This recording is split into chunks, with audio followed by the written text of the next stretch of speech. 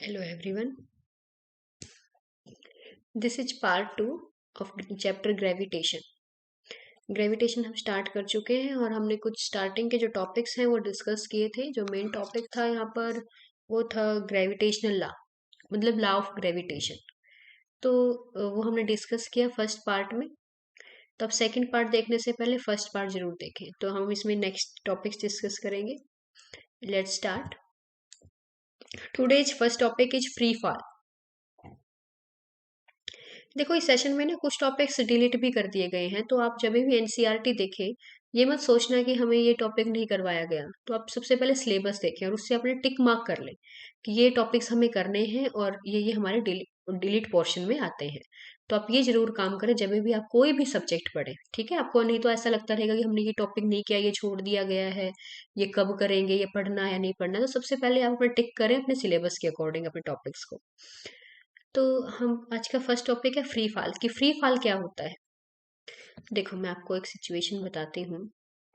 For example आप, ये आपका घर है और यहाँ पर ये आप खड़े हैं। यहाँ पर आपके हाथ में एक बॉल है। आपने ऐसे यहाँ पर हाथ करके ऐसे ये बॉल को ड्रॉप कर दिया फ्री फॉल में। ड्रॉप किया, आपने कोई एनर्जी नहीं लगाई, आपने जस्ट अपने हाथ में लिया और इसको ड्रॉप कर दिया। ये अर्थ है आपकी, ये ग्राउंड है। तो ये बॉल यहाँ पर आकर के गिर गई, नीचे ही आएगी ना, ड्यू टू अर्थ ग्रेविटेशन।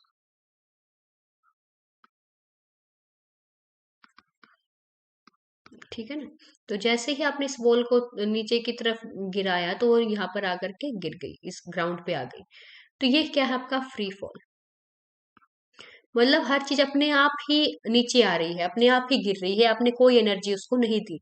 क्या आप अगर ऐसे ही हाथ करके खड़े हो जाए तो क्या कोई बॉल ऊपर चली जाएगी, ऊपर की डायरेक्शन में? नहीं जाएगी। ऊपर की डायरेक्शन में भेजने के लिए हमें उसको एनर्जी देनी पड़ती है। That is not a free fall. Free fall के केस में ही वो बिना एनर्जी के नीचे आती है। तो देखो, when an object falls down towards the earth under the gravitational force alone. Gravitational force alone, इस अलोन का मतलब क्या है कि आपने अपने तरफ से उसको कोई भी फोर्स अप्लाई नहीं किया, आपने कोई फोर्स अप्लाई नहीं किया, आपने कोई एनर्जी उसको नहीं दी। जो उसके पास एनर्जी है वो किसके ड्यू टू है? ग्रेविटेशनल फोर्स के ड्यू टू है। और इसी फोर्स की हेल्प से वो नीचे की तरफ आ रही है। ठीक है। तो एक ऐसा ऑब्जेक्ट जो नीचे की तरफ आ रहा है only due to gravitational force is called free fall. समझ में आया? फ्री फॉल क्या होता है? जिसके ऊपर सिर्फ क्या लगे? अर्थ ग्रेविटेशनल फोर्स एक्ट करे और कोई भी फोर्स जिसके ऊपर एक्ट ना करे। कोई और फोर्स एक्ट करेगा तो उसके अंदर क्या होगी? कोई ना कोई अदर एनर्जी भी एक्ट होगी, तो वो फ्री फॉल में कंसीडर नहीं होगा। ठीक है। तो आपको यही बात याद रखनी है, फ्री फॉल में सिर्फ एक फोर्स एक्ट करेगा, वो होगा आपका अर्थ का ग्रेविटेशनल फोर्स। ठीक है। तो जब उसके ऊपर देखो फोर्स तो लग रहा है ना, हमने तो नहीं दिया, बट किसका फोर्स लग रहा है? अर्थ ग्रेविटेशनल फोर्स लग रहा है। तो इसके ड्यू टू उसकी वेलोसिटी में भी कोई ना कोई चेंज आएगा। The velocity of a freely falling body changes and is said to be accelerated. देखो acceleration क्या होती है? v minus u by t means acceleration is change in velocity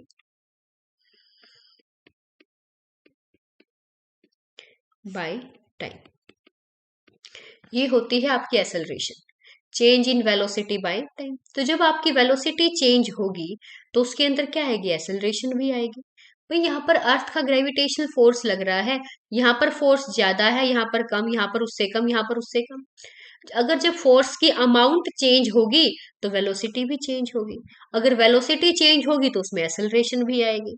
तो जो उसके अंदर एक्सेलरेशन आती है उसको हम बोलते हैं एक्सेलरेशन ड्यू टू ग्रेविटी। क्यों? क्योंकि वो किसके ड्यू टू आई है? वो अर्थ के ग्रेविटेशनल फोर्स के ड्यू टू आई है। तो अर्थ ग्रेविटेशनल फोर्स लिखने की बजाय हम क्या लिख देते हैं? Acceleration due to gravity. समझ में आया ये पॉइंट? फ्री फॉल में सिर्फ कौन सा, देखो मैं आपको यहाँ पर पॉइंट में बताती हूँ। फ्री फॉल, फ्री फॉल में सिर्फ कौन सा फोर्स एक्ट करेगा? Gravitational force of earth, gravitational force of अर्थ। अगर इसे फोर्स एक्ट करेगा तो आपकी वेलोसिटी भी चेंज होगी। अगर वेलोसिटी चेंज होगी तो एक्सेलरेशन भी आएगी।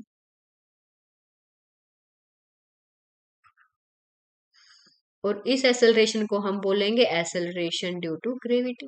Very simple. तो समझ में आई सारी बातें आपको? तो ये है आपका सारा फ्री फॉल। तो जो ये एक्सेलरेशन ड्यू टू ग्रेविटी है, इसको हम किससे डिनोट करते हैं? जी से।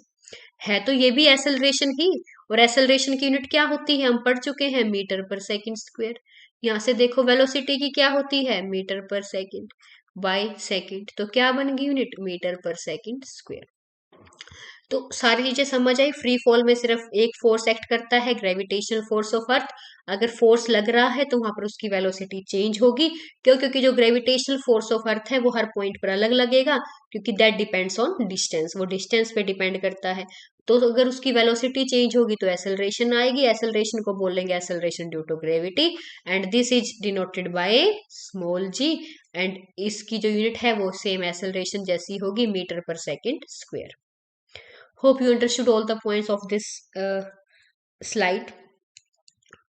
Next, चलो यहाँ पर मैं एक बात और बताती हूँ आपकी। जो इसकी जो वैल्यू है, इस जी की जो वैल्यू है, वो हमारे एटमॉस्फेयर में, हमारे अराउंड, हमारे आसपास, मैं बहुत दूर की बात नहीं कर रही, कुछ किलोमीटर तक, ऑलमोस्ट ट्रोपोस्फियर में, ऑलमोस्ट ट्रोपोसी, देखो ये चेंज होती है। मैंने बोला ना कि भाई वेलोसिटी चेंज होती है तो एक्सेलरेशन आई, तो इस एक्सेलरेशन की वैल्यू भी चेंज होती है, इस एक्सेलरेशन ड्यू टू ग्रेविटी की।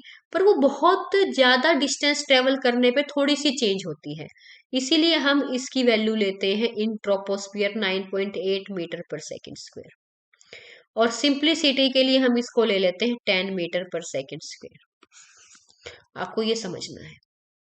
क्या है आपके एक्यूरेट वैल्यू है 9.8 metre per second square, but actual value is 10 metre per second square. Next, relation between g and g, कि आपका रिलेशन क्या होगा कैपिटल जी और स्मॉल जी में। देखो कैपिटल जी क्या है आपका, हमने फर्स्ट स्लाइड में पढ़ा था, क्या है आपका capital G? Gravitational constant.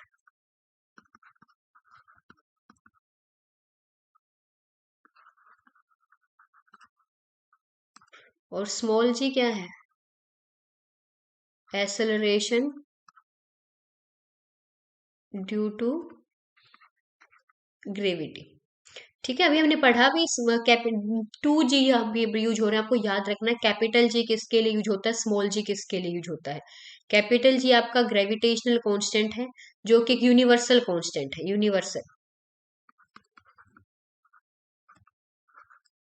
Universal gravitational constant. और जो आपका स्मॉल जी है वो है एक्सेलरेशन ड्यू टू ग्रेविटी। ठीक है, तो अब आप देखो वेट, अगर हम यहाँ पर बात करें, इसके ऊपर बात करें, ये जो कैपिटल एम है ये आपका मास ऑफ अर्थ है। क्या है? मास ऑफ अर्थ। और जो ये स्मॉल एम है that is mass of this object. जो आपको दिख रहा है ना ये ऑब्जेक्ट, ये रेड कलर का, ये इसका मास है। और कैपिटल एम है आपका मास ऑफ द अर्थ। तो जो आपका वेट होगा यहाँ पर इस ऑब्जेक्ट का, वो किसके इक्वल होगा? अगर यहाँ पर कोई भी ऑब्जेक्ट है, वो नीचे की तरफ आता है, नीचे की तरफ कौन सा क्या एक्ट करता है नीचे की तरफ? वेट। जो ये वेट है जो नीचे की तरफ एक्ट कर रहा है, वो किसके ड्यू टू है? That is due to the gravitational force of earth. क्यों आती है हर चीज नीचे की तरफ? क्यों इसका वेट नीचे की तरफ एक्ट करता है? क्योंकि जो अर्थ है वो हर चीज को अपनी तरफ खींचती है। ठीक है ना, वो तो इसीलिए तो सारी चीजें नीचे आके गिरती है, कोई भी चीज अपने आप ऊपर नहीं जाती। वो किसके due to? Gravitational force of earth. तो जो इस बॉडी का, जो इस ऑब्जेक्ट का जो वेट है वो किसके इक्वल हुआ? Gravitational force of earth. Sorry. क्योंकि इस ऑब्जेक्ट को कौन अट्रैक्ट कर रहा है नीचे की तरफ? ग्रेविटेशनल फोर्स ऑफ अर्थ।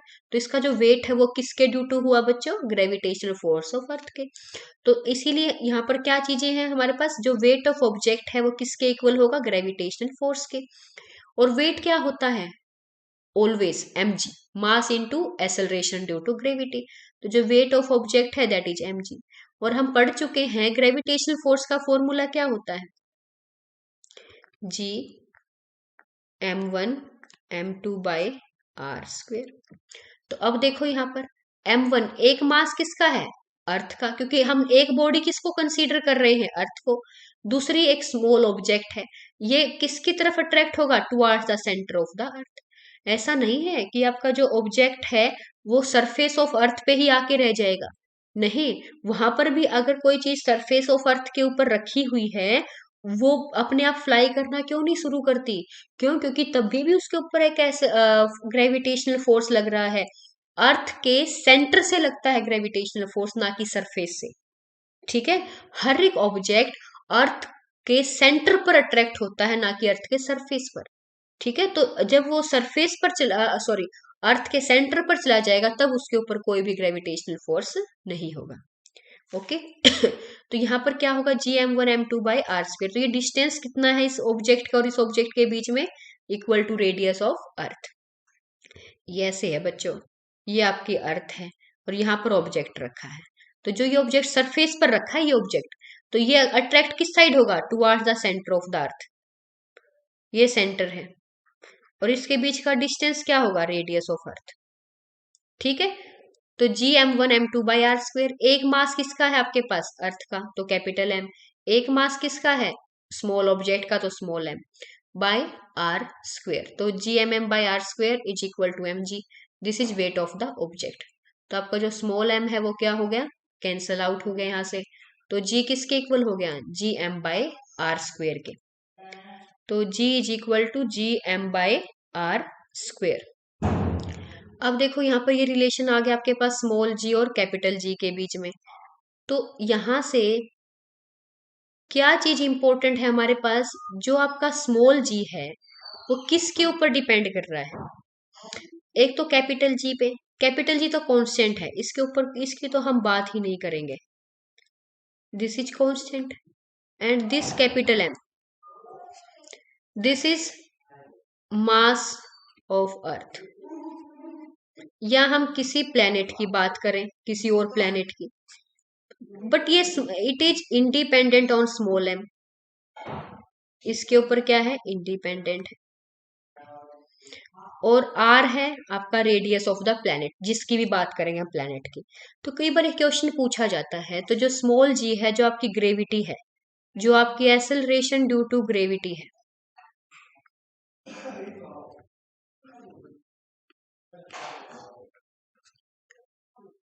जो आपकी एक्सेलरेशन ड्यू टू ग्रेविटी है, वो किसके ऊपर डिपेंड कर रही है, सिर्फ कैपिटल M पे, that is independent on small m।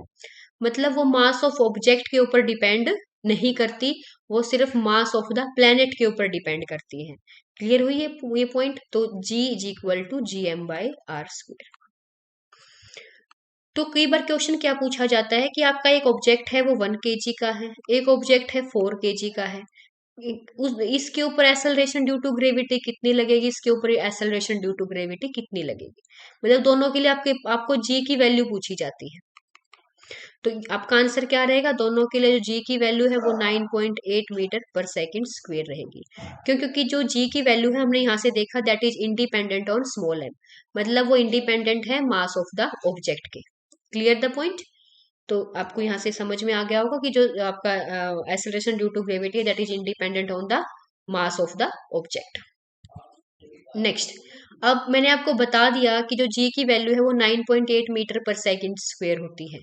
अब हम इसको डिराइव करेंगे कि ये वैल्यू ऐसे आई कहां से। देखो फॉर्मूला भी हमने पढ़ा, G is equal to Gm/r²।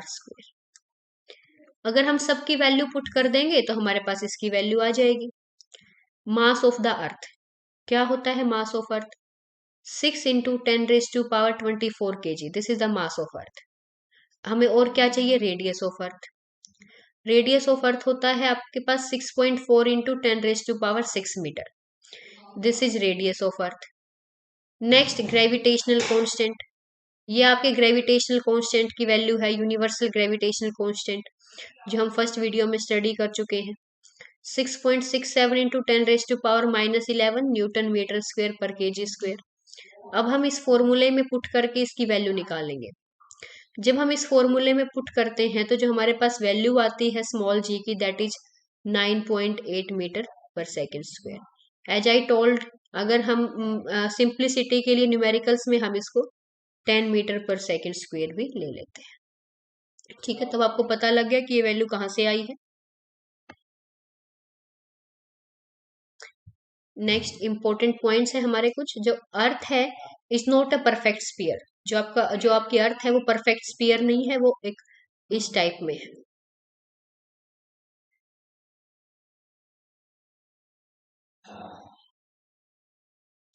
Flat है यहां से, ठीक है।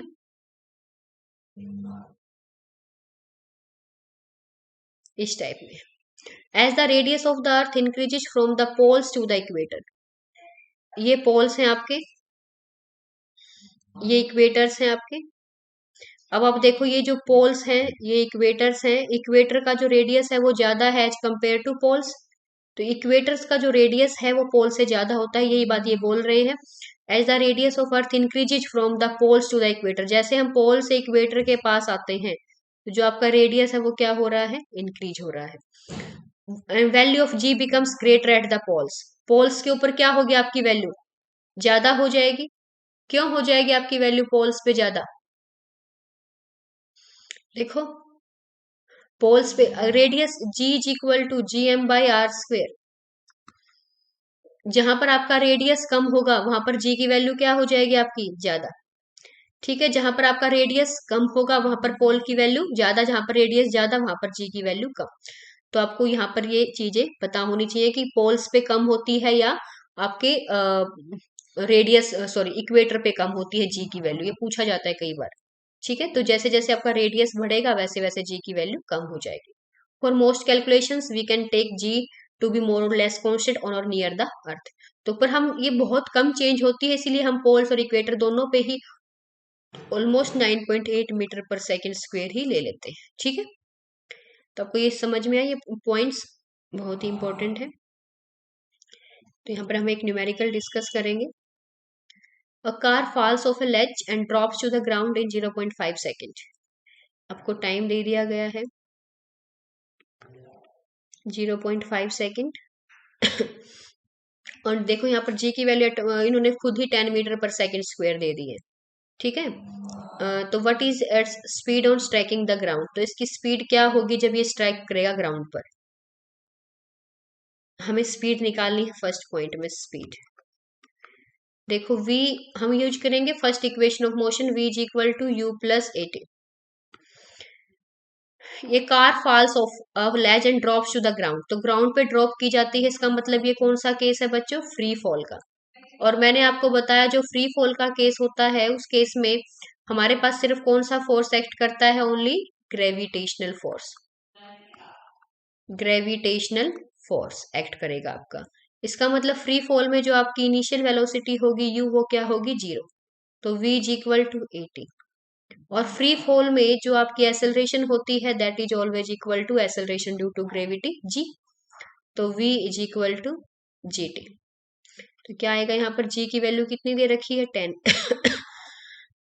सॉरी, टाइम टाइम क्या है यहाँ पर 0.5 सेकेंड। तो v की क्या वैल्यू आ गई, 5 मीटर पर सेकेंड। तो यहाँ पर हमारे पास वेलोसिटी आएगी जो हमारे फर्स्ट पार्ट में that is 5 metre per second. Let's do the second part. What is the average speed during the 0.5 second. क्या होगी आपकी average speed, average speed is u plus v by two. अभी भी मैंने आपको बताया u क्या है आपकी initial velocity, zero. Final velocity क्या है आपके पास, what is the speed on striking the ground. देखो ये है आपके पास, ये यहां से फॉल की, ये इनिशियल पॉइंट है आपका, यहां से फॉल की, ये आपका ग्राउंड है। ठीक है, तो यहां से फॉल की यहां पर आकर के गिर गई, ये इनिशियल होगा, ये फाइनल पॉइंट हो गया आपका। यहां से गिराई तो यहाँ पर वेलोसिटी जीरो है, यहाँ पर जब स्ट्राइक की ग्राउंड से तो आपकी वेलोसिटी 5 है। तो क्या आ गई average speed, 0 + 5/2, 2.5 metre per second. Clear. Next, how high is the ledge from the ground. मतलब कितने ऊपर ये स्ट्राइक करके यहां से कितनी ऊपर जाएगी, ऐसे। How high is the ledge from the ground, कैसे कितनी जाएगी, निकालो distance S. Third, S is equal to U T plus half A T square. U T क्या हो जाएगा आपके पास, जीरो, क्योंकि यू की वैल्यू क्या है, जीरो, तो 1/2। A acceleration due to gravity कितनी दे रखी है आपको, 10। टी स्क्वेयर, टाइम कितना आपके पास 0.5, तो 0.5 स्क्वेयर। सॉल्व करो, S is equal to 1/2 into 10, 5 into 0.5 square is 0.25, तो यहाँ पर कितनी आ जाएगी आपके पास 1.25 मीटर। तो distance travelled by the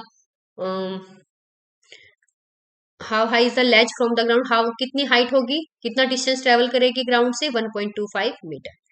clear the point. तो आपका जो फर्स्ट पॉइंट में जो आपकी वेलोसिटी आई है striking the ground, that is 5 metre per second. जो आपके पास एवरेज स्पीड आई है वो आपकी आई है यहाँ पर 2.5 मीटर पर सेकेंड। जो आपकी हाइट आई है ये आई है 1.25 metre. Hope the point is clear to you. See the next. An object is thrown vertically upward and rises to a height of 10 meter. Calculate the velocity with which the object was thrown upward and the time taken by the object to reach the highest point. कितना time लगेगा उसको highest point पर पहुंचने के लिए।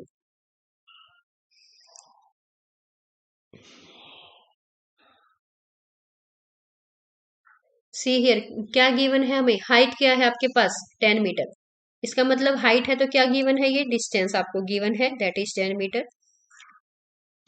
N object thrown vertically upward, यहाँ पर throne vertically upward, ये आपका इनिशियल पॉइंट है, ये आपका फाइनल पॉइंट है, ये अपवर्ड फेंका गया है, इसका मतलब मैंने कहा था ना हाईएस्ट पॉइंट के ऊपर वेलोसिटी क्या हो जाती है आपकी, जीरो। ठीक है, तो ये वहीं से तो आपके ऑब्जेक्ट वहीं पर जाकर रुकेगा जहां पर उसके पास एनर्जी जीरो हो जाएगी। Energy zero it means velocity zero, इसका मतलब फाइनल पॉइंट पर आपकी वेलोसिटी क्या होगी बच्चों, जीरो। तो फाइनल पॉइंट पर वेलोसिटी जीरो, वी आपके पास आ गया जीरो।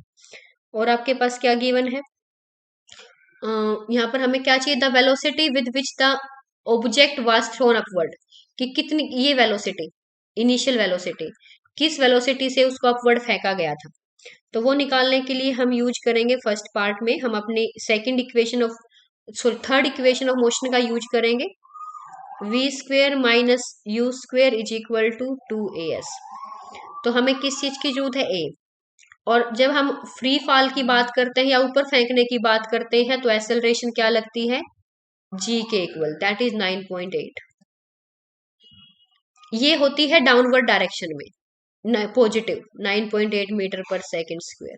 अगर हम अपवर्ड में लेंगे तो ये होगी -9.8 मीटर पर सेकेंड स्क्वायर। तो यहाँ पर एक्सेलरेशन आ जाएगी -9.8 metre per second square. Clear.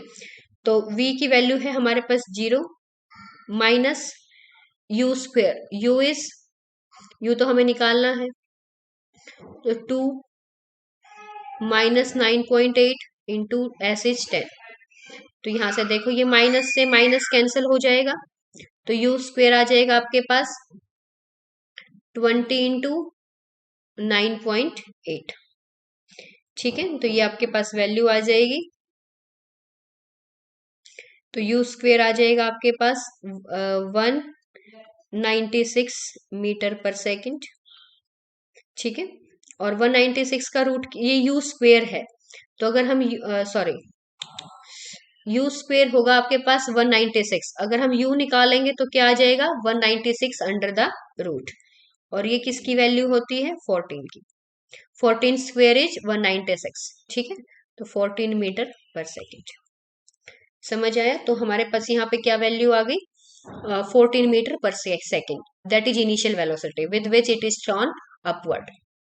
Now the time taken by the object to reach the highest point, कि जब आपने इसको फेंका तो यहां से लेकर के यहां तक जाने का टाइम क्या है, ये टाइम। तो सेकंड में हमें निकालना है time. Use first equation of motion, v is equal to you plus A T. तो अब देखो v की वैल्यू क्या है आपके पास, जीरो, v है हमारे पास 0, और u की वैल्यू क्या है हमारे पास 14 प्लस 80। एक्सेलरेशन क्या है हमारे पास -9.8 इंटू टाइम हमें निकालना है। तो यहाँ पर क्या आ जाएगा, ये -14 इज इक्वल टू -9.8 t।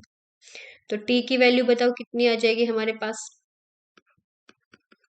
14/9.8। तो t की वैल्यू आ जाएगी हमारे पास 1.43 सेकेंड। तो ये है हमारे answer, time taken is 1.43 second. Clear? तो सिर्फ आपको सारी चीजें ये याद होनी चाहिए कि क्या पॉजिटिव होगा क्या नेगेटिव होगा, कब आपकी इनिशियल वेलोसिटी 0 होगी, कब आपकी फाइनल वेलोसिटी 0 होगी। देखो, जब आप ऊपर से किसी चीज को ड्रॉप करते हो नीचे की तरफ, जब ये वाला मोशन है तो इनिशियल वेलोसिटी 0 होगी, जब अपवर्ड मोशन है तो आपकी फाइनल वेलोसिटी 0 होगी। इस केस में आपका जी पॉजिटिव होगा, इस केस में आपका जी नेगेटिव होगा। तो ये बहुत इंपॉर्टेंट चीजें हैं, तो इनको याद रखें जब आप न्यूमेरिकल्स करें। ठीक है,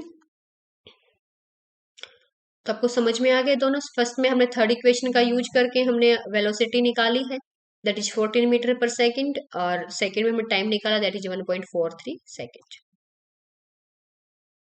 सीधा नेक्स्ट, ये एनसीईआरटी के क्वेश्चंस हैं जो हम डिस्कस करेंगे। What do you mean by free fall, और second, what do you mean by acceleration due to gravity.